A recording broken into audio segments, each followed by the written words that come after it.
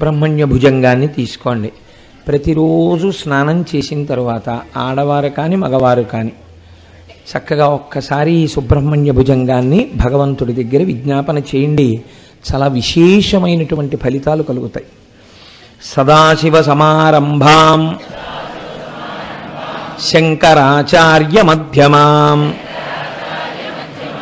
అస్మదాచార్య పర్యంతాం వందే గురు పరంపరాం.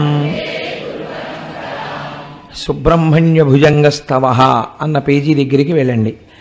సదా బాల రూపాపి విఘ్నాదిహంత్రీ మహాదంతి వక్త్రాపి పంచాస్యమాన్యా విధీంద్రాదిమృగ్యా గణేశాభిధానే విధత్తాం శ్రియం కాపి కళ్యాణమూర్తిః న జానామి శబ్దం న జానామి చార్థం న జానామి పద్యం న జానామి గద్యం చిదేకాషడాస్యా హృది ద్యోతతే మే ముఖాన్నిస్సరంతే గిరిశ్చాపి చిత్రం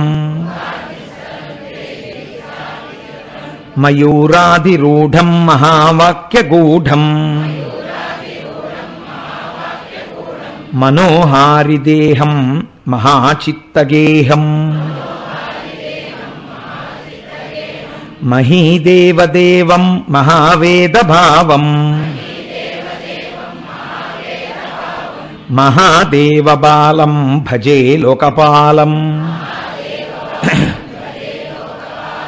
యదా సన్నిధానం గతా మానవా మే భవాంబోధిపారం గతాస్తే తదైవ ఇతి వ్యంజయన్ సింధు తీరేయ ఆస్తే తమీడే పవిత్రం పురారాతిపుత్రం యథాబ్దేస్తరంగాలయం యాంతి తుంగా తథైవాపదః సన్నిధౌ సేవతాం మే ఇతి వోర్మి పంక్తిర్నృణాం దర్శయంతం సదా భావయే హృత్సరోజే గుహంతం గిరౌ మన్నివాసే నరాయేధిరూఢా తదా పర్వతే రాజతేధిరూఢాః ఇతీవ బ్రువన్ గంధశైలాధిరూఢా సదేవో ముదే మే సదా షణ్ముఖోస్తు మహాంబోధితీరే మహాపాపచోరే మునీంద్రానుకూలే సుగంధఖ్యశైలే గుహాయాం వసంతం స్వభాసాలసంతం జనార్తిం హరంతం శ్రయామో గుహంతం లసత్స్వర్ణగేహే నృణాం కామదోహే సుమస్తోమ సంచన్న మాణిక్యమంచే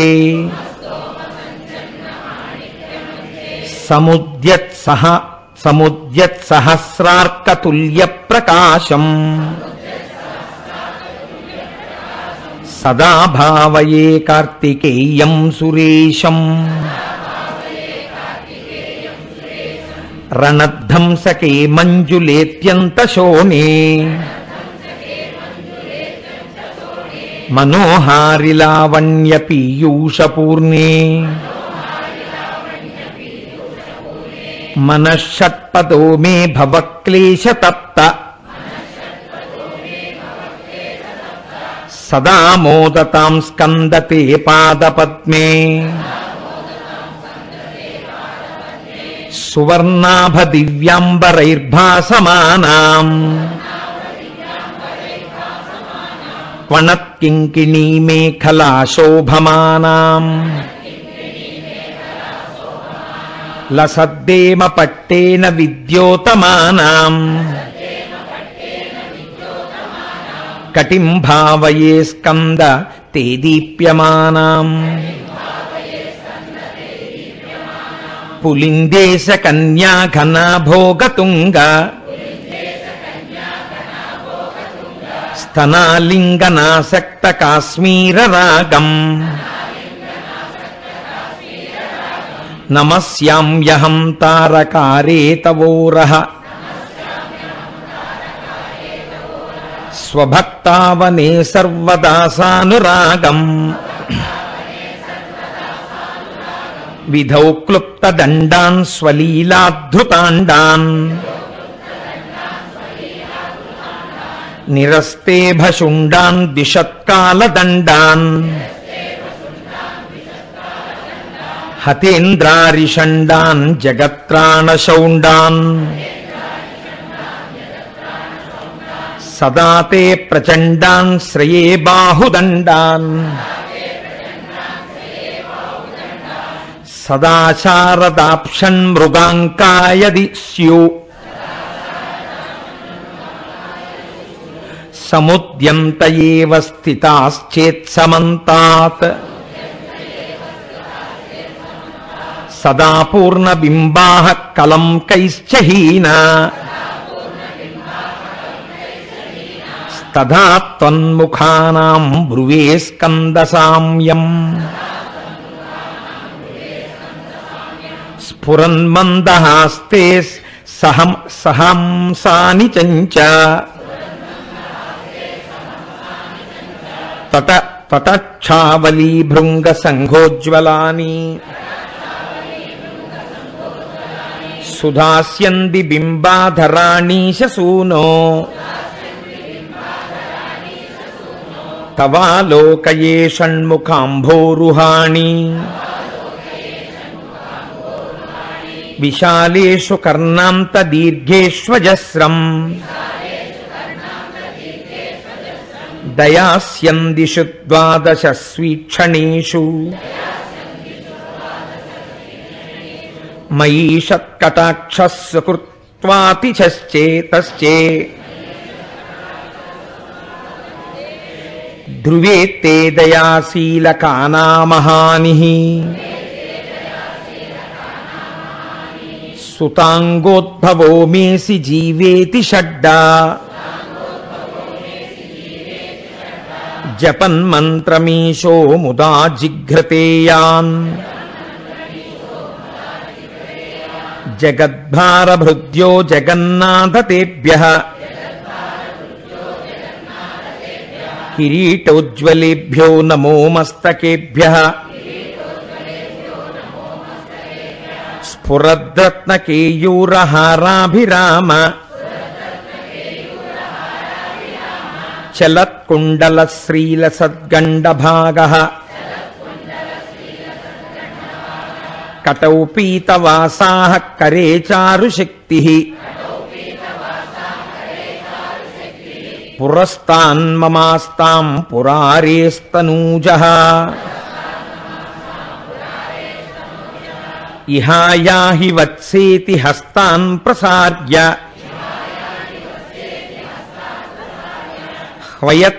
హ్వయత్యాదరాచ్చంకరే మాతురంకాత్ సముత్పత్యతాతం శ్రయంతం కుమారం హరాశ్లిష్టగాత్రం భజే బాలమూర్తిం కుమారేశ సూనో గుహస్కందసేన పతే శక్తిపాణే మయూరాధిరూఢ పులిందాత్మజాకాంత భక్తార్తిహారిన్ ప్రభోతారకారే సదా రక్షమాం త్వం ప్రశాంతేంద్రియే నష్ట సంజ్ఞే విచేష్టే కఫోద్గారివక్త్రే భయోత్కంపిగాత్రే ప్రయాణోన్ముఖే మయ్యనాథేతదీనాం ధృతం మే దయాళో భవాగ్రే గుహత్వం కృతాంతస్య దూతేషు చండేషు కోపా దహచ్చింది బిందీతి మాం తర్జయత్సు మయూరం సమారుహ్య మాభైరితి త్వం పురశక్తిర్మమాయాహి శీఘ్రం ప్రణామ్యాసకృత్పాదయోస్తే పతిత్వా ప్రసాద్య ప్రభో ప్రార్థయేనేకవారం న వక్తుం క్షమోహం తదానీం దయాలో న కర్యాంతకాలే మనాగప్యుపేక్షా. రేపు కూడా ఈ పుస్తకాలు తీసుకురండి. ఎక్కడైనా శ్లోకాల్లో చిన్న చిన్న దిద్దుబాట్లుంటే చెప్తానమ్మా. సహస్రాండ భోక్తా త్వయా శూరనామా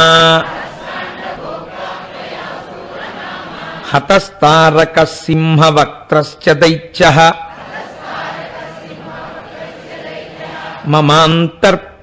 మమాంతర్పృదిస్థం మనఃక్లేశమేకం నహంసి ప్రభో కిం కరోమి క్వయామి అహం సర్వదా దుఃఖభారావసన్నో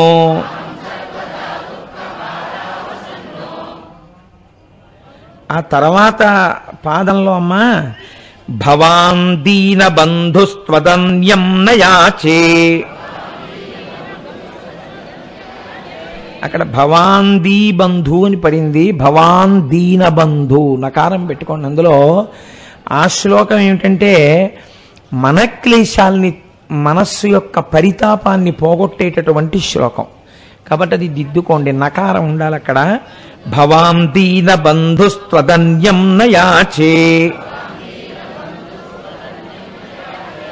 భవద్భక్తిరోధం సదా క్లుప్తబాధం.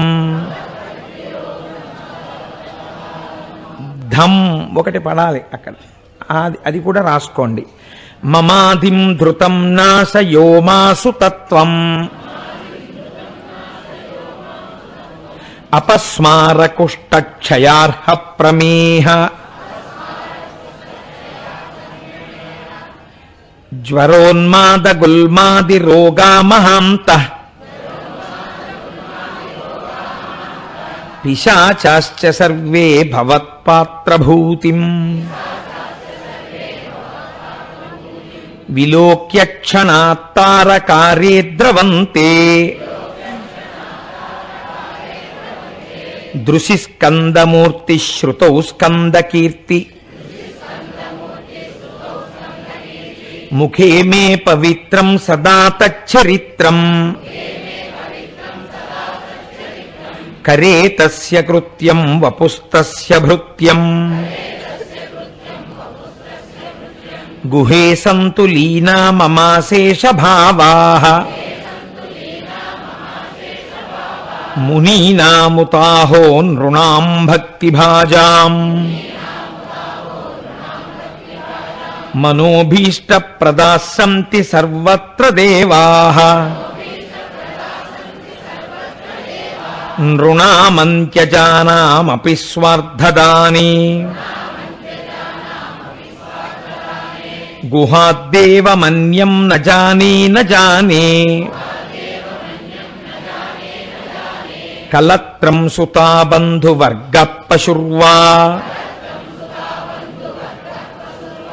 నరో వాధ నారీ గృహే యే మదీయాః యజంతో నమంతస్తువంతో భవంతం స్మరంతశ్చ తే సంతు సర్వే కుమారా మృగా పక్షిణోదం శకాయే చ దుష్టా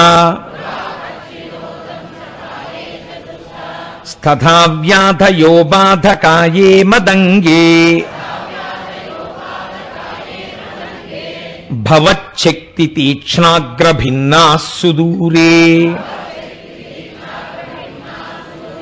వినశ్యంతు తే చూర్ణితిక్రౌంచ శైలా జనిత్రీ పితా చ స్వపుత్రాపరాధం సహేతేన కిం దేవసేనాధినాథః అహం వాతి బాలో భవన్ లోకతాతః క్షమస్వాపరాధం నమస్తం మహేశ నమః కేసినే శక్తయే చాపి తుభ్యం నమశ్చాగతుభ్యం నమః కుక్కుటాయ. శంకరాచార్యుల వారి ప్రజ్ఞ చూడండి.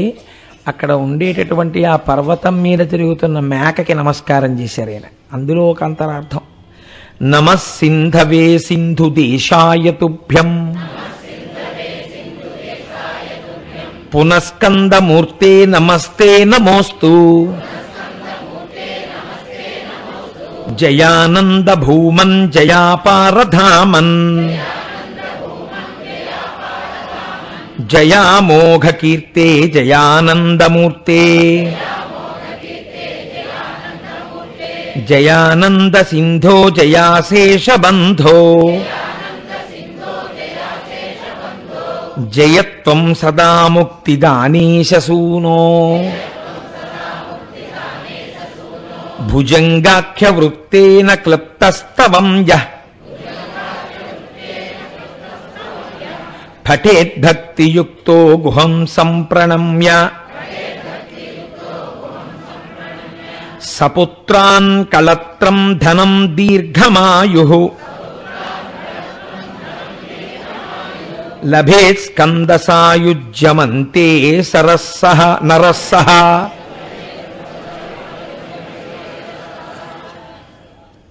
చాలా మటుకు దోషరహితంగానే ఉంది.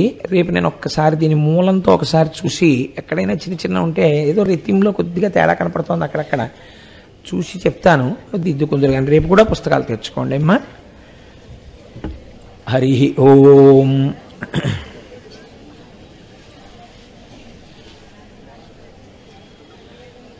నిన్నటి రోజు ఉపన్యాసాన్ని పూర్తి చేసేసరికి పార్వతీదేవి శంకరుడు ప్రత్యక్షమైన తరువాత, పార్వతి ఇది ఈనాడు కొత్తగా కలుగుతున్న సంబంధము కాదు కనుక, మనము ఆది దంపతులము కనుక, ప్రకృతి పురుషులము కనుక, శక్తి శివులము కనుక, నువ్వు నా నందివాహనాన్ని అధిరోహించు, మనం కైలాసానికి బయలుదేరుదాం అన్నాడు.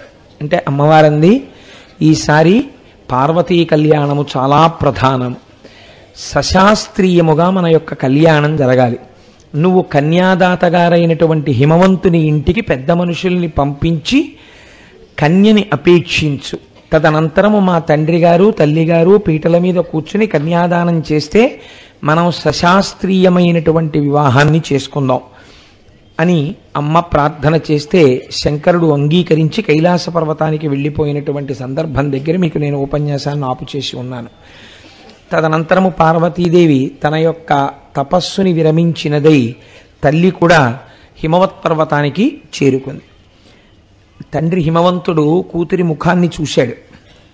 గతసారి తిరిగి వచ్చినప్పుడు ముఖం, ఇప్పుడు వచ్చిన ముఖం చాలా తేడాగా ఉన్నాయి. చాలా ఆనందం కనపడుతోంది ఆ ముఖంలో.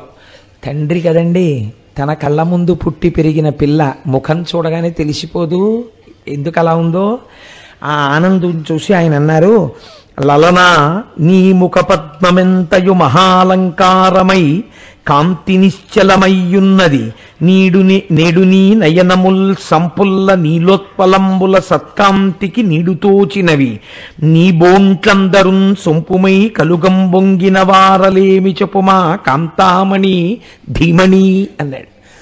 ఏమిటమ్మా ఇవాళ నీ కళ్ళు అరవిరిసిన తామర పూలల్లో ఉన్నాయి, చాలా కాంతివంతంగా ఉంది నీ ముఖం, చాలా సంతోషంగా ఉన్నావు, నీ చిలికెత్తెలందరూ కూడా చాలా ఆనందంగా ఉన్నారు, ఏమిటమ్మా విశేషం నాకు చెప్పవలసింది అంటే ఆయన గ్రహించాడు.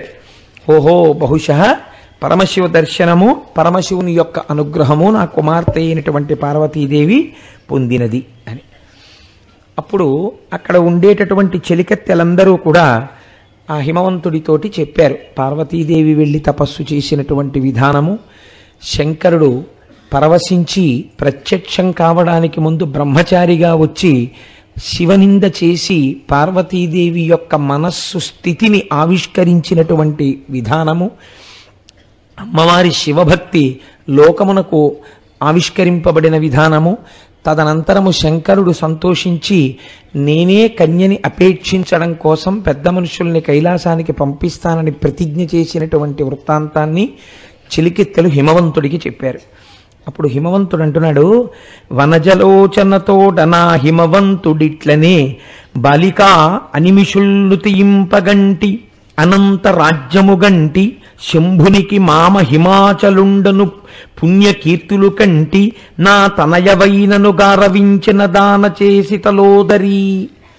అమ్మా పార్వతి, నీవు నాకు కుమార్తెగా నువ్వే నన్ను అనుగ్రహించి జన్మించావు తప్ప యథార్థమునకు నిన్ను కుమార్తెగా పొందడానికి అర్హత ఉన్నది అని చెప్పడానికి నా దగ్గర ఏముంది? కానీ నువ్వు జన్మించి నాకు ఎన్ని గొప్ప విషయాలు ఇచ్చావమ్మా. వనజలోచనతోట నా హిమవంతుడిట్లనే బాలిక అనిమిషుల్లు తీయింపగంటి. దేవతలు ఇవాళ నన్ను స్తోత్రం చేస్తున్నారు. ఏం అదృష్టమయ్యానిది. పరాశక్తి జగదంబ ఆ తల్లికి తండ్రివయ్యావు నువ్వు. అనంత రాజ్యము కంటి, ఇవాళ నా రాజ్యంలోకి ఎవడైనా తొంగి చూడటమే. పార్వతీదేవికి తండ్రి, అమ్మవారు శక్తి స్వరూపం కాబట్టి నేను అటువంటి రాజ్యాన్ని పొందాను. శంభునికి మామ హిమాచలుండను పుణ్యకీర్తులు కంటి. శంభుడికి మామగారు హిమవంతుడు అనేటటువంటి పేరు ప్రఖ్యాతులు ఇవాళ నేను పొందగలుగుతున్నాను. నా తనయవైనను గరవించిన దాన చేసి తలోదరి. అమ్మా నా తనయగా నువ్వే ఆవిర్భవించి నాకు ఇన్ని రకాలైనటువంటి కీర్తులు కలిగేటట్టుగా చేశావమ్మా అని కూతుర్ని చూసుకుని పొంగిపోయాడు తండ్రి. బిడ్డలు కడుపున పుట్టినప్పుడు కాదు కదండి ఆనందం తల్లిదండ్రులకి. ఏ చిన్న పని చేతనైనా సరే ఆ తల్లిదండ్రుల మనసు ఆనందించేటట్టుగా వాళ్ళు ప్రవర్తించిన రోజున తల్లిదండ్రులు సంతోషిస్తారు. ఇప్పుడు కైలాస పర్వతం మీద శంకరుడు సప్తర్షులను పిలిచాడు. పిలిచి మీతో మాట్లాడవలసిన పనుంది రమ్మన్నాడు. శంకర దర్శనం అంటే అందులో ఆయనే పిలిస్తే ఎంత సంతోషంగా ఉంటుంది. కాబట్టి సప్తర్షులు గబగబా కైలాసానికి వెళ్ళారు. స్వామి శంకరుడు వాళ్ళకి దర్శనం ఇచ్చాడు. వాళ్ళు లోపలికి ఎడుతూనే అంటున్నారు, శంకర పాప భయంకర కంకాళ కపాలహస్త గంగాధిపతి ఓంకార మంత్ర మందిర కంకణ భుజగాదినాథ కారుణ్యనిధి. శంకర పాప భయంకర కంకాళ కపాలహస్త గంగాధిపతి, ఇవన్నీ శివుడి యొక్క బాహ్య వర్ణనలు. గంగకి అధిపతివైన వాడా, కంకాళమును అంటే పుర్రెలను మెడలో మాలగా వేసుకునేటటువంటి వాడా, పాపములను పోగొట్టగలిగినటువంటి వాడా, పాప అభయంకర పాపములను పోగొట్టేటటువంటి స్వరూపమైనటువంటి వాడా, ఓంకార మంత్ర మందిర ప్రణవమనేటటువంటి మంత్రము నీకు మందిరముగా ఉంటుంది, అందులో నువ్వు ఉండేటటువంటి వాడా, కంకణ భుజగాధినాథ కారుణ్యనిధి చేతులకు పాములను కంకణములుగా ధరించినవాడా, ఓ దయాసముద్రుడా నీకు నమస్కారం. ఇప్పుడు వాళ్ళు అంటున్నారు, అటువంటి స్వామి దగ్గరికి వెళ్ళినప్పుడు ఆయన పిలవడమే చాలా గొప్ప. అలా పిలిచినప్పుడు ఆయన దగ్గరికి వెళ్ళి ఉట్టినే నిలబడరు కదండి, ఎంత అదృష్టం. అందుకని భూమి మీద ప్రణిపాతం చేసి సప్తర్షులు ఆయనకి శరణు చెప్తున్నారు. శరణార్థి కలధౌత శైలేంద్ర మందిర శరణార్థి దిననాథ చంద్రనయన శరణార్థి పరమేశ సర్వజ్ఞ శేఖర శరణార్థి గణనాథ చక్రవర్తి శరణార్థి దేవేంద్ర సంతతార్చిత పాద శరణార్థి నిర్మల చారువదన శరణార్థి యోగీంద్ర సంతాన భూజాత శరణార్థి గజ దైత్య చర్మధార వరద దేవదేవ వాసుదేవ ప్రియ సకల లోకనాథ శైలనాథ కనకశైల చాప ఖడ్గమాల స్తంభ దేవ సత్ప్రతాపాదిత్య రూపా. స్వామికి శరణాగతి చేస్తూ అనేకమైనటువంటి విశేషణాలని వేస్తారు. అందులో శైలేంద్ర మందిర అంటే కైలాస పర్వతం మీద నివసించేటటువంటి వాడా, సూర్యచంద్ర అగ్నినయన సూర్యచంద్ర అగ్నులు మూడింటిని నీ కన్నులుగా కలిగినటువంటి వాడా అని ఒక్కొక్క విశేషణం చెప్తూ శరణార్థులం శరణార్థులం శరణార్థులం అంటే స్వామి శరణు అర్థించి వచ్చాం. ఇందులో మీరు ఒక చమత్కారం గమనించాలి. మనుష్యుడికి మీరు సేవ చేశారనుకోండి, ఏదో అంటే ఒక ఉదాహరణ చెప్పాలంటే మీరు నాకు ఒక ఉపకారం చేసి పెట్టారనుకోండి, నేను మీకు ఏదో పని అప్పచెప్పి నాకు ఈ పని కావలసి ఉన్నది, మీరు చేయగలిగిన సమర్థులని విన్నాను, మీకు ఇబ్బంది లేకపోతే నాకు మీరు ఈ పని చేసి పెట్టగలరా అని నేను మిమ్మల్ని ఏదో అడిగాను అనుకోండి, అయ్యో తప్పకుండానండి మేము మీకు ఆ ఉపకారం చేసి పెట్టగలం, అది మా చేతిలో ఉన్న పని అని మీరు ఆ ఉపకారం చేసి పెట్టి మా ఇంటికి రావడమో అయితే చెయ్యడానికి మా ఇంటికి రావడమో జరిగిందనుకోండి, ఉపకారం అడుగుతున్నవాడెవరు? నేను. ఉపకారము చేయవలసిన వారెవరు? మీరు. ఇప్పుడు మీరు నా దగ్గరికి వచ్చి మేము శరణార్థులం శరణార్థులం శరణార్థులం శరణార్థులం అని నా కాళ్ళకి నమస్కారం చెయ్యొచ్చా? చెయ్యవచ్చు, ఇద్దరికి చెయ్యవచ్చు. అంటే నేనన్నది లౌకికమైన ఉదాహరణలో చేయకూడదు. కోటేశ్వరరావుకు ఉపకారం చేసేటప్పుడు అలా శరణార్థి శరణార్థి అనరు, ఇద్దరికి చేస్తారు. గురువుకి ఉపకారం చేస్తున్నా అది గురువుగారి అనుగ్రహమే, అందుకని శరణార్థి అంటారు. రెండు, భగవంతుడికి ఉపకారం చేయడం అన్నది ఉండదు. ఈశ్వరుడు మీ చేత ఆ పని చేయించుకుని మిమ్మల్ని ధన్యుణ్ణి చేస్తాడు తప్ప. మీరు బాగా జ్ఞాపకం పెట్టుకోండి, మహాపురుషులైనటువంటి వారు మీ దగ్గర ఏదైనా ఉపకారాన్ని పొందితే దాని వెనక ఉన్న రహస్యం ఏమిటో తెలుసా అండి? ఈశ్వరుడు ప్రసన్నుడై మీకు చాలా గొప్ప ఉపకారం ఏదైనా చేద్దామని అనుకుంటే ఒక మహాపురుషుడికి ఒక పని అవసరాన్ని కల్పించి మీ ఇంటికి పంపుతాడు. తప్పక ఆయన వస్తాడు, వచ్చి ఒక ఉపకారం అడుగుతాడు. ఆ ఉపకారం మీరు ఆయనకి చేస్తే దాన్ని ఆయన అడ్డు పెడతాడు. నువ్వు ఈ ఉపకారం ఆయనకి చేసావు కదా, అందుకుని నీకు ఇప్పుడు ఇంత ఉపకారం నేను చేస్తున్నానని చేస్తాడు. అందుకే పుణ్యాపుణ్యములు దేని వలన కలుగుతాయంటే ఇంటి ముందుకొచ్చినటువంటి దాన్ని వదిలిపెట్టుకుంటారు. మీకు నేను ఒక ఉదాహరణ చెప్తాను చూడండి. మూకపంచశతి మీరు విన్నారు శరన్నవరాత్రుల్లో. మూకపంచశతిలో జరిగిన ఆశ్చర్యం ఏమిటో తెలుసా అండి? కామాక్షి అమ్మవారి దేవాలయంలో గొప్ప వాగ్ధారని కోరినటువంటి వాడై, గొప్ప కవిత్వాన్ని కోరుకున్నవాడై ఒక ఆయన దేవాలయ మంటపంలో తపస్సు చేస్తున్నాడు. మూకుడు అమ్మవారి దర్శనాన్ని అపేక్షించి తపస్సు చేయట్లేదు. మూకశంకర్లు వారు ధ్యానం చేసుకుంటూ కూర్చున్నారు. కామాక్షి అమ్మవారు కాలి గజ్జలు గల్లు గల్లు మంటుండగా తాంబూల చర్వణం చేస్తూ ఇద్దరి మధ్యలోకి వచ్చి నిలబడింది. ఆయన బహిర్ముఖుడయ్యాడు. అమ్మవారు తాంబూల చర్వణం చేస్తున్న నోటిలోంచి ఆ తాంబూలపు పిడచ తీసి తన లాలాజనం జలంతో కలిసినటువంటి పిడచని తపస్సు చేస్తున్న వ్యక్తికి ముందిచ్చింది. నోరు తెరువు అంది. ఆయన అన్నాడు, తెరవను. నువ్వు స్త్రీవి, తాంబూలం నవిలేవు, ఎంగిలి చేశావు, ఆ పిడచ నేను నోట్లో పెట్టుకోనన్నాడు. అమ్మవారు నవ్వి మూకశంకరుల వంక తిరిగింది.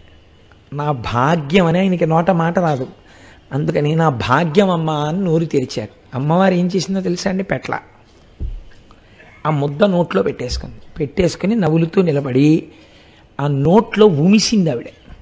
మూకపంచశతికి ముందు ఆయన అలాగే పట్టాడు. అది జగదంబండి ఆవిడ.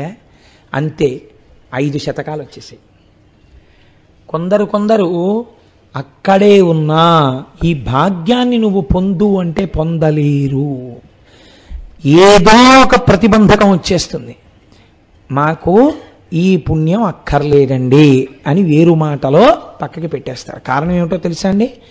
ఈశ్వరుడు ఇవ్వడానికి ఇష్టపడలేదని గుర్తు. ఇంత పుణ్యం ఇవ్వడానికి నేను అంగీకరించట్లేదు. కారణం ఏమిటి? వీడింత పుణ్యం చేస్తే రేపు పొద్దున్న ఎదర వీడికి రాబోయేవన్నీ ఆయనకి తెలుసు. ఇది అడ్డుంటే నేను ఆ పాప ఫలితం ఇవ్వడం కుదరదు. కాబట్టి మహత్కార్యముల యందు పాల్గొనే అదృష్టం ఈశ్వరుడు ఇవ్వడం. రెండిటిలో నేను చేశాను అనకూడదు. ఇది చేసే అదృష్టం ఈశ్వరుడు ఇచ్చాడనాలి. 2 రోజులు మనం హుండీలో 10 పైసలు వేసిన నా అదృష్టం ఈశ్వరుడు నాకు ఈ అదృష్టం ఇచ్చాడనాలి. రేపు మనం ఈశ్వరుడితో ఊరేగింపులో వస్తాం. మీరు అడుగు తీసి అడుగు వేసినది, మీరు చెప్పిన నామం, మీ శరీరం పడిన కష్టం, మీ ఊగిన చేతులు, మీరు చూసిన చూపులు, వీటిని ఈశ్వరుడు లెక్కలో పెట్టుకుంటాడు. లెక్కలో పెట్టుకుని ఏం చేస్తాడో తెలుసా అండి? మనకి తెలియదు. చేసిన పాపాలు ఉంటాయి. ఈ పాపాల ఫలితంగా బిడ్డలకి ఆపద రావచ్చు, భర్తకు ఆపద రావచ్చు, భార్యకు ఆపద రావచ్చు, ఉద్యోగంలో ఆపద రావచ్చు, వ్యాపారంలో ఆపదలు రావచ్చు. అప్పుడు దీన్ని చూస్తాడు. ఇటువంటి పుణ్యాలు అస్తమానం రమ్మంటే రావు. అస్తమానం శంకరుడు పెళ్లి కొడుకుగా వెళ్తున్నప్పుడు ఆయనతో పెడతానంటే ఉంటుంది ఏమిటండి అవకాశం? ఇదే పని ఆయనకి. కళ్యాణం గుళ్ళో జరుగుతుంది అంతవరకే, అంతేగాని కళ్యాణమూర్తిగా బయలుదేరి ఊరిరిగింపుగా రాడు. అలా రావాలంటే దానికి ఒక పరిస్థితి ఉండాలి. అందున శివమహాపురాణం అంతా అయిపోయిన తర్వాత పార్వతీ కళ్యాణంలో వస్తుంటే అస్తమానం అవుతుంది ఏమిటి ఇలా కార్యక్రమం? మంచిదే అయితే, కాకినాడలో అలా అవ్వకూడదని నేను అన్నాను. ప్రతి నెల శివమహాపురాణం జరిగితే చాలా సంతోషిస్తాను నేను. నాకేం ఆనందం. కోటేశ్వరరావే చెప్పాలని ఏమైనా ప్రపంచంలో పరమేశ్వరుడు ఎంతమందిని అనుగ్రహించాలో నేను ఒక్కడనే చెప్పాలన్న స్వార్థం కానీ అటువంటి హేయమైన కోరికలు కానీ నాకు ఎప్పుడూ ఉండవు. కనుక ఇప్పుడు ఆ నడవడమే అదృష్టం. ఈ రెండిటిని మీరు ఎప్పుడో నేను చేశాను అనకూడదు. ఈశ్వరుడు చేయించాడని పొంగిపోయి శరణాగతి చెయ్యాలి. గురువుగారు కబురు చేశారనుకోండి, అంతే. మీకు ఎన్ని పనులు ఉండనివ్వండి, పక్కన పెట్టి ముందు గురుకార్యానికి వెళ్ళిపోవలసిందే. ఎందుకని నువ్వు గురువు దగ్గర శరణార్థివి. ఆయన పిలిచిన తర్వాత వెళ్ళిపోవడమే. దాని యుక్తాయుక్త విచక్షణ నువ్వు చేయకూడదు. ఇంకా నీ కష్టం ఏమైనా ఉంటే గురువుగారికి చెప్పి తొందరగా బయటికి రావడమే తప్ప, నువ్వు అంతేగాని గురువు ఒకటి చెప్తే నేను ఇది చెయ్యనండి అనడానికి మాత్రం నీకు అధికారం లేదు ఇక గురువు దగ్గర. కాబట్టి ఇది శంకరుడి దగ్గర వాళ్ళు మాట్లాడే మాటను మీరు పద్యం కింద వినేస్తే మీకు దాని వలన ప్రయోజనం ఉండదండి. మీరు దాన్ని బాగా అర్థం చేసుకోవాలి. అర్థం చేసుకుని ఇంట్లో ఇలాంటి పద్యాలు వినపడుతుండడం, ఇంట్లో ఇలాంటి పద్యాలు చదువుకుంటూ ఉండడం గొప్ప అనుగ్రహాన్ని కటాక్షిస్తాయి. కాబట్టి చూడండి, సప్తర్షులు వాళ్ళేం సామాన్యులు కారు. అంతటి వాళ్ళు శంకరుణ్ణి చూడగానే అంటున్నారు, శరణార్థి కల్లధౌత శైలేంద్ర మందిరా శరణార్థి దిననాథ చంద్రనయన శరణార్థి పరమేశ సర్వజ్ఞ శేఖరా శరణార్థి గణనాథ చక్రవర్తి శరణార్థి దేవేంద్ర సంతతార్చిత పాద శరణార్థి నిర్మల చారువదన శరణార్థి యోగీంద్ర సంతాన భూజాత శరణార్థి గజ దైత్య చర్మధార వరద దేవదేవ వాసుదేవ ప్రియా సకల లోకనాథ శైలనాథ కనకశైల చాప ఖడ్గమూల స్తంభ దేవసత్ప్రతాప దివ్యరూప. ఈశ్వరా, ఇంత గొప్పవాడివి కాబట్టి నీకు మేము శరణాగతి చేస్తున్నాం అని ప్రణిపాతం చేసి భూమి మీద పడి నమస్కరించారు. వచ్చారా, రండి రండి రండి రండి. అటువంటి యోగ్యత లేకుండా వచ్చి నిలబడి మీరేదో కబురు చేశారట, ఏమైనా అవసరమా, ఏమైనా చేసి పెట్టాలని చెప్పండి, చేసి పెడతాం అన్నారు అనుకోండి. అబ్బే ఏదో అనుకున్నాను కానండి, దాని అవసరం ఏం లేదు, పర్వాలేదు మీరు వెళ్ళి రావచ్చు అంటాడు. ఎందుకంటే ఆ అవసరం ఉన్న పాత్రత లేదని ఇవ్వకపోవచ్చు. కొంతమంది దగ్గర మీరు వ్యాపార సరళిలో ప్రవర్తించడానికి ఉండదు. కొంతమందికి చేసి పెట్టడం మీ అదృష్ట హేతువు. గుర్తుపెట్టుకోండి. ఇది చెప్పేటప్పుడు మీరు ఒక్క విషయాన్ని గుర్తుపెట్టుకోండి. నేను ఏతో సమానంగానే కూర్చుని వింటున్నట్టే భావించండి. నేను మీకు చెప్పేటప్పుడు ఇదంతా కోటేశ్వరారు గురించి చెప్పుకుంటున్నారేమో అనుకోకండి. ఎందుకనంటే నేను చెప్పేటప్పుడు నాలో నేను హెచ్చరిక చేసుకుంటున్నాను, నువ్వు కూడా నీ గురువుల దగ్గర అలా ఉండే బుద్ధి నీకు సంతతము నిలబడుగాక, చెడగుండుగాక. ఈశ్వరా, నేను నిన్ను శరణాగతి చేస్తున్నాను ఈ పద్యంతో. నా మనస్సు నా శీలము ఎప్పుడు అలా నిలబడి ఉండేటట్టు నన్ను అనుగ్రహించు అని నేను ప్రార్థన చేసుకుంటున్నాను లోపల. మీరు కూడా అలా భావన చేయండి. కానీ కోటేశ్వరారు మీకు ఏదో చెప్తున్నారు అంటే కోటేశ్వరారు మనసులో ఏవో భావాలు ఉండిలా చెప్తున్నారని మీరు అనుకోకండి. తెలిసిందా? కాబట్టి ఇప్పుడు శంకరుడు వాళ్ళ యోగ్యతని గుర్తించాడు. గుర్తించి వారిని కూర్చోపెట్టి చెప్తున్నాడు. బలము కలవారు, నిపుణత కలవారు, బుద్ధినీతి కలవారు, నిర్మలత కలవారు, సంపద కలవారు, వివాహ తతికి కవలయుధరం. పెళ్లి కుదర్చాలా? మనం చాలా తక్కువ చేసి మాట్లాడేది పెళ్లిళ్ళ పేరయ్య అంటాం కదండి. శంకరుడు చెప్తున్నాడు, పెళ్లి కుదిర్చేవాడికి ఇటు పక్క అబ్బాయి గురించి అమ్మాయి వాళ్ళకి చెప్పేవాడైనా, అమ్మాయి గురించి అబ్బాయి దగ్గర చెప్పేవాడైనా, మగపెళ్లి వారి మధ్య ఆడపెళ్లి వారి మధ్య నడిచేవాడు ఏ లక్షణాలున్నవాడు ఉండాలో చెప్తున్నారు. ఎందుకో తెలుసా అండి, ఒక్క మాట ఇటు వాళ్ళకు అన్నీ బాగుంటాయి కానండి, ఇదోటి మీరు దృష్టిలో పెట్టుకోవాలన్నారు అనుకోండి, జీవితాంతం వాళ్ళకి రిజర్వేషన్ ఉండిపోతుంది. కాబట్టి మాట్లాడేవాడు చాలా మర్యాదగా మాట్లాడేవాడు అయి ఉండాలి, ఇద్దరిని సానుకూలపరిచేవాడు అయి ఉండాలి. బలము కలవారు, దేహబలం ఉండాలి. ఓ 10 నిమిషాలు ఎంతో మాట్లాడేటప్పటికీ అమ్మ నేను ఇంకేం మాట్లాడలేనమ్మా మంచినీళ్ళు ఇవ్వండి పడుకునేవాడు ఇంకేం మాట్లాడతాడు. కాబట్టి నిపుణత కలవారు, మాట్లాడడం అంటే అదే పనిగా మాట్లాడడం కాదు. అబ్బా అసలు విషయంలోకి ఎప్పుడు వస్తాడండి బాబు, ఈయన ఏమిటి ఇలా మొదలెట్టాడు, ఇన్ని పంపించారు ఏమిటండి అనుకునేటట్టు ఉండకూడదు. నిపుణత కలవారు, మాట్లాడడంలో నైపుణ్యం ఉన్నవాడై ఉండాలి. బుద్ధినీతి కలవారు, బుద్ధి సక్రమంగా ప్రయోగించి మాట్లాడగలిగిన వాడై ఉండాలి. 2 వంశాలు ఉద్ధరింపబడబోతున్నాయి దీనివల్ల, ఎక్కడ పెళ్లి జరిగినా కదండి. నిర్మలత కలవారు, నిర్మలమైన మనస్సున్నవారై ఉండాలి. అంతేకాని పోలికలు తెచ్చేవాళ్ళు, లేకపోతే ఏదో అవతల వాళ్ళ మనస్సు ఖేదపడేటట్టు మాట్లాడేవాళ్ళు అయి ఉండకూడదు. సంపద కలవారు, డబ్బున్న వాళ్ళు అయి ఉండాలి. డబ్బున్న వాళ్ళంటే ఒకటి గుర్తుపెట్టుకోండి, సంపద అంటే బాగా డబ్బున్నవాడని కాదు దాని అర్థం, గౌరవమునకు అర్హుడై ఉండాలి. వారు ఇంటికి రాగానే ఏదో వచ్చారులే ఆడపిల్లి వారి తరపున అనేటట్టు ఉండకూడదు. అమ్మో ఆయన వచ్చారని ఎదురెళ్ళి నమస్కరించి తీసుకురావాలి. ఆయన ఒక మాట చెప్తే ఇంక మనం చూసుకోక్కర్లేదండి, ఆయనకేం కర్మ అబద్ధాలు అనేటట్టు ఉండాలి. సంపద కలవారు, వివాహత తికి కవలయుధరన్, వివాహం చెయ్యడానికి కావాలయా ఇలాంటి మనుషులు అంటే ఇప్పుడు వాళ్ళు ఎంత పొంగిపోవాలి. వీళ్ళకి ఇంతకు ముందు ఈ పోస్టు చేసినట్టు ఎక్కడా దాఖలాలు లేవు. శంకరుడి పెళ్లికే వీళ్ళు కావలసి వచ్చారు సప్తర్షులు. ఇప్పుడు సప్తర్షులు అంటున్నారు వాళ్ళకి పదవి ఇచ్చేటప్పటికి పొంగిపోయారు, మా అదృష్టం పార్వతీ పరమేశ్వరులకి పెళ్లిలో అనుసంధానం చేయడమా అని. పంచశరాంతకలోచన పంచానన పంచరూప భాసుర కీర్తి పంచేంద్రియాది నిర్జిత పంచాక్షర దివ్య రూప ప్రమదాధిపతి. పంచశబ్దం మీద మాట్లాడుతున్నారు. పంచశరాంతకలోచన, నీకు పెళ్లి కుదర్చడం అంటే స్వామి 5 బాణాలు ఉన్నవాడిని కాల్చేసిన వాడి, నీ గురించి అవతల వాళ్ళకి చెప్పడం అంటే మాట్లా తండ్రి.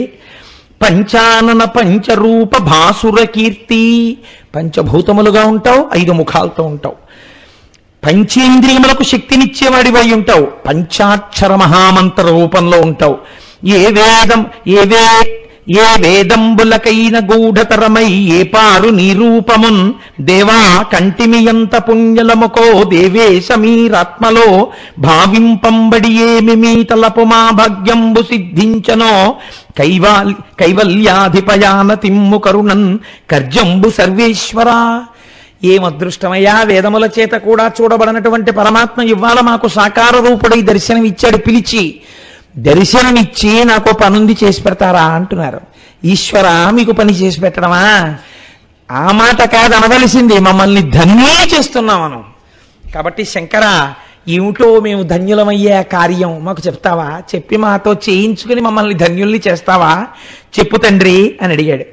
అడిగితే శంకరుడు నవ్వి, సీతాచలేంద్రుని కూతురు పార్వతి కన్య అతిమోదమున మాకు అడగిరండు.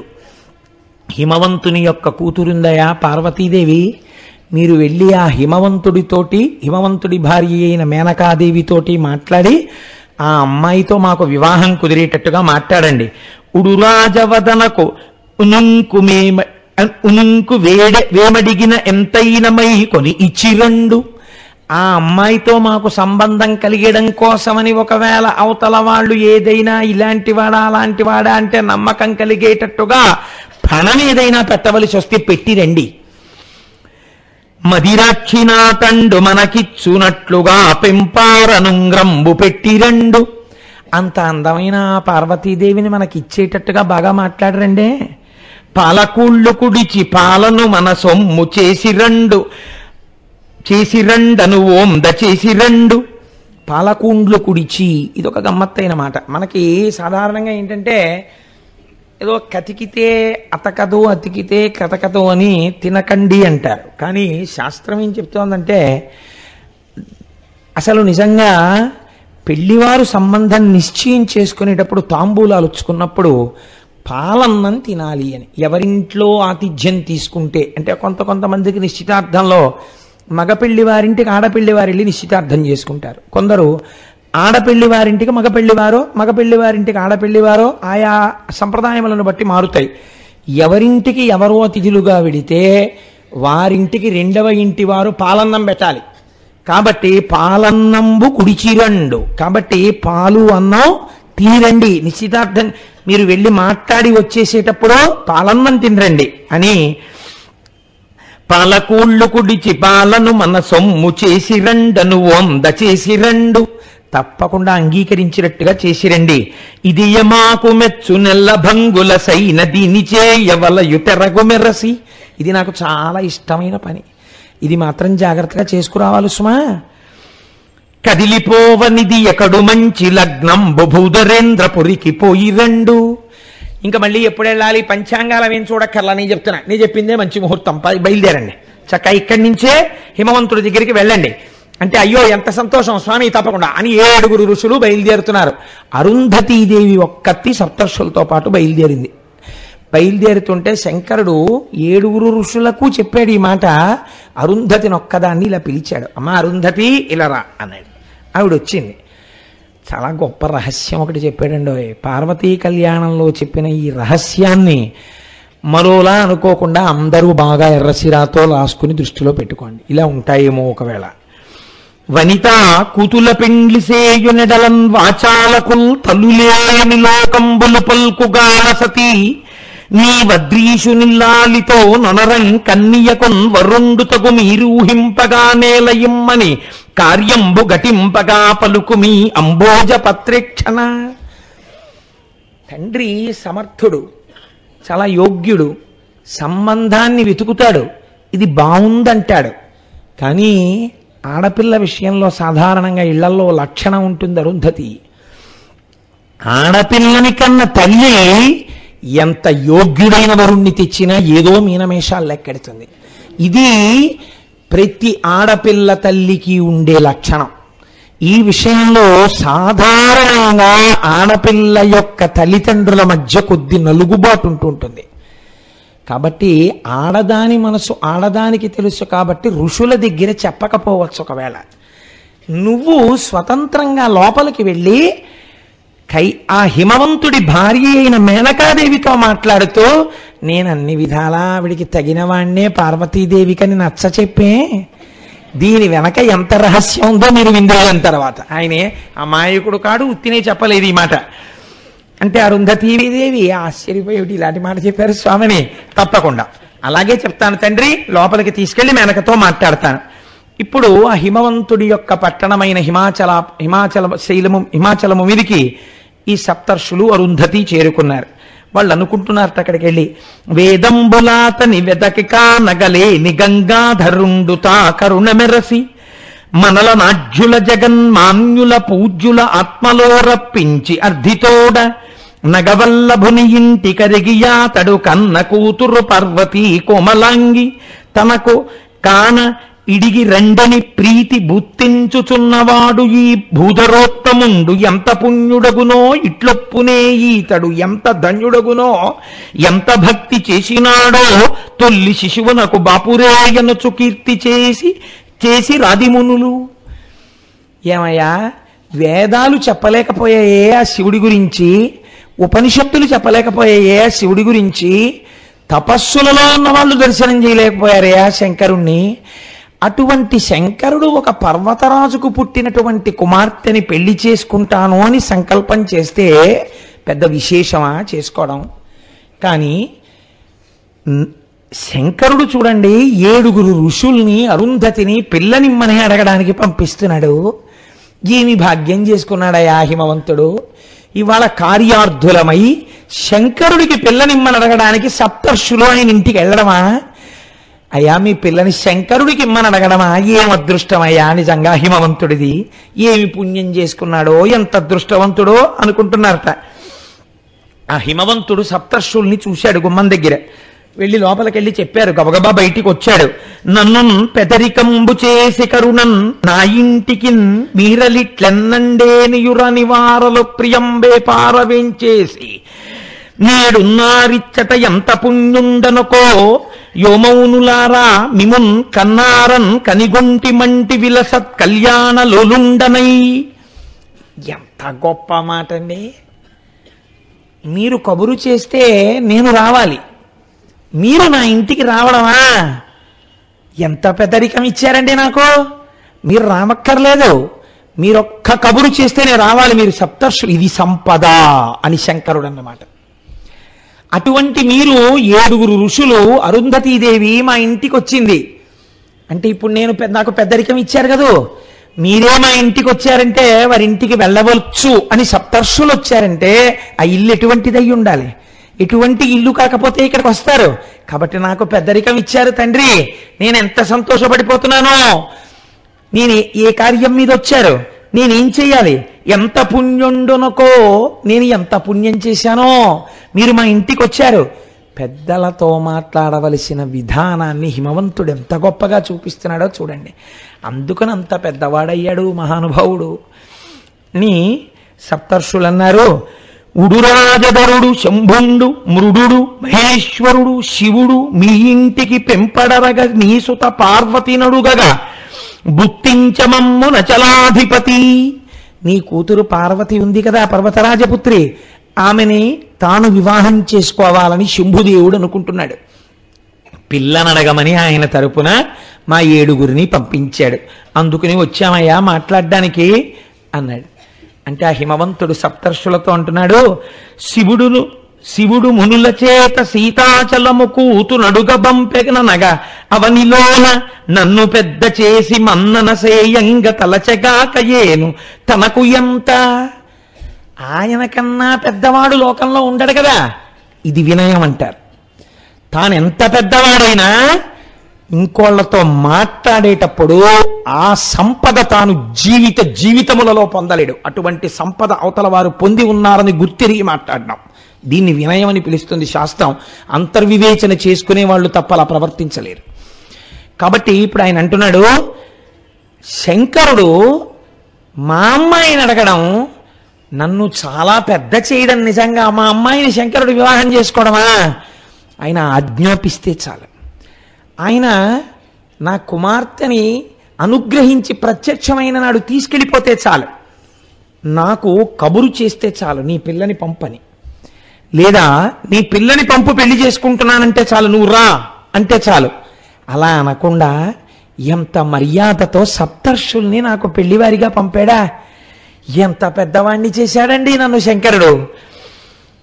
ఎవ్వరి సొమ్ముతలోదరి ఎవ్వరి దాసుండ నేను ఎల్లప్పుడు మాకెవ్వడు దైవము శంభుడు సర్వేశ్వడు తానే కాద సకల విధములన్. ఆ తల్లి పార్వతీదేవి ఎవరి సొత్తు? ఆయన సొత్తు. ఆయన సొత్తు నేను ఆయనకి ఇవ్వడమా? కొన్నాళ్ల పాటు మా ఇంట్లో గుత్తకి పెట్టాడంతే నన్ను అనుగ్రహించడానికి. ఆయనదైన సొత్తు ఆయనకే ఇమ్మని నన్ను ప్రార్థించి అడగడం, ఆయన నన్ను పెద్దవాణ్ణి చేయడం నాకు పుణ్యం కట్టపెట్టడం తప్ప. పైగా ఆ శంభుడు నాకు దైవం, నేను ఆయన దాసుణ్ణి, నేను ఆయన కింకరుణ్ణి. ఆయన నన్ను ఆజ్ఞాపించాలి చెయ్యమని, నన్ను అర్థించమని సప్తర్షుల్ని పంపడమా? ఎంత గొప్ప విషయం అనుకున్నట్ట. ఈలోగా లోపలికి వార్త వెళ్ళిపోతుంది కదండి. అబ్బో, పోతన గారు ఇంత దర్శనం చేశారో, తప్పక నేను కొంత కుదిస్తున్నాను. లోపలికి వార్త వెళ్ళింది మేనకాదేవికి, సప్తర్షులు వచ్చారు తమ పిల్లని అడుగుతున్నారని. ఆవిడ సంతోషం ఆవిడది. ఆడపిల్ల తల్లి కదండి, చూశారా మన అమ్మాయికి ఏం తక్కువ అన్న భావన. 2 పార్వతీదేవి తన కుమార్తె, ఆవిడ అతిశయం ఆవిడిది. కాబట్టి ఎంతో సంతోషంగా మానినులు ఇరుదశ కొల్వగ జానుగ అల్లల్ల శైలజను దోకునుచున్ మేనక చనుదించుటయును మౌనులతో శైల విభుడు మరి ఇట్లనియన్. ఆ చుట్టూ పరిచారికల్ని పెట్టుకుని వాళ్ళు ఎంతో జాగ్రత్తగా మేనకాదేవిని సేవిస్తుండగా మీరు కొంచెం తేడా గమనించండి. చిన్న తేడా మీకు కనపడుతోందా ఇద్దరిలో? ఇంటి యజమాని ఎలా ఉన్నాడు? అంత వినయంతో ఉన్నాడు. ఈవిడెలా ఉంది? చిన్న అట్టహాసం ఉంది. ఏమిటి అట్టహాసం? ఆ పెద్ద ఆయనే కాదు, మా అమ్మాయి చాలా గొప్పది, మనం పూజ చేసి కన్నాం, ఏం మా అమ్మాయి తక్కువ ఏంటి, ఎంత తపస్సు చేసి ప్రత్యక్షం చేసుకుందో, ఇప్పుడు కబురు చేశాడు. ఏం ఉత్తుత్తినే ఏం కబురంపించేయలేదు, మన అమ్మాయి అంత స్థాయి మన అమ్మాయికి ఉంది, మీరు ఏమంత పెద్ద, మేము దాసుండము అని మీరు అనక్కర్లేదు అన్నట్టుగా వచ్చింది బయటికి. అని పక్కన సంతోషం అంటే తన కూతుర్ని కూడా పట్టుకుని వచ్చింది. ఉండవలసింది, నేను మెచ్చుకుంటాను ఆ విషయం. ఆడపిల్లని కన్నవాడు అంత తలంచుకోక్కర్లేదు, సంతోషంగా అలా ఉండవలసింది ఆడపిల్ల తల్లి. 10 కాలాలకి అలా ఉండాలని నేను కోరుకుంటాను. కాకపోతే అది గర్వస్థాయిలో ఉండకూడదంతే. ఆ ఆనందం, ఆ పరిపూర్ణమైన తృప్తి ఉండవలసింది. ఆడపిల్లని కన్నాం కాబట్టి ఇలా ఇలా ఇలా ఇలా ఉండమని నేను ఎప్పుడూ చెప్పను. కనుక మౌనలతో శైల విభుడు మరి ఇట్లనియన్, ఆ భార్య లోపల నుంచి బయటికి వచ్చింది. పోతన గారు ఒకరు చాలా గొప్ప వ్యక్తి అండి. నిజంగా ఏమి కవనమో ఎక్కడ ఏమీ చెప్పరు, మీరు అర్థం చేసుకోవాలి. అలా సెల్యులాయిడ్ మీద గీస్తారు బొమ్మలు, శాబ్దిక చిత్రాలు గీస్తారు. మీరు దర్శనం చేస్తే పద్యం చదివి కళ్ళు మూసుకుంటే మేనక వచ్చినప్పుడు ఎలా ఉంది, హిమవంతుడు వెళ్ళినప్పుడు ఎలా ఉన్నాడు, ఓహో ఈ తేడాలు ఉంటాయి కదా అని మీరు లోపలసారి ఆ మేనకాంతఃపురాన్ని, హిమవంతుడి అంతఃపురాన్ని మీరు చూడొచ్చు. సరే, ఇప్పుడు హిమవంతుడు ఆ సప్తర్షులతో అంటున్నాడు, ఎంత గొప్పవాడండి ఆ హిమవంతుడి వినయంలో. అదమా బాలక వచ్చను సదమలతర హృదయులార సర్వేషునకున్ ముదితకు నీడుగా చూడు పదపడి శుభలక్షణములు పరికింపుడుగిన్. అదిగోనండి మా అమ్మాయి. ఈ అమ్మాయి పార్వతీదేవి గురించే కదండి శంకరుడు పంపాడు. అదిగో మా అమ్మాయి, ఆ అమ్మాయి చూసారా ఎంత బాగుంటుందో. అందుకేనండి శివుడు అంతటి వాడు మిమ్మల్ని పంపించాడు. అంటే తేడా కదండి. ఒక తండ్రి ఆర్తి చూపించుకున్నాడు హిమవంతుడు. అదిగో అయ్యా చూడండి మా అమ్మాయి, మా అమ్మాయి శుభలక్షణములు కలిగినటువంటిది. ఈ అమ్మాయి సర్వేశ్వరుడైనటువంటి శంకరుడికి, శంకరుడు ఈ అమ్మాయికి అన్ని విధాలుగా అన్యోన్యంగా దాంపత్యం ఉంటుందా? మీరు పెద్దలు, మీరు చూసి చక్కగా చెప్పండి. అన్ని విధాలా శుభలక్షణాంగి అయి నా కుమార్తె ఉన్నదా? శుభలక్షణాంగి నా కుమార్తెను ఆయన అనలేదు, సప్తర్షులను చూసి మీరు నిర్ణయించండి అన్నాడు.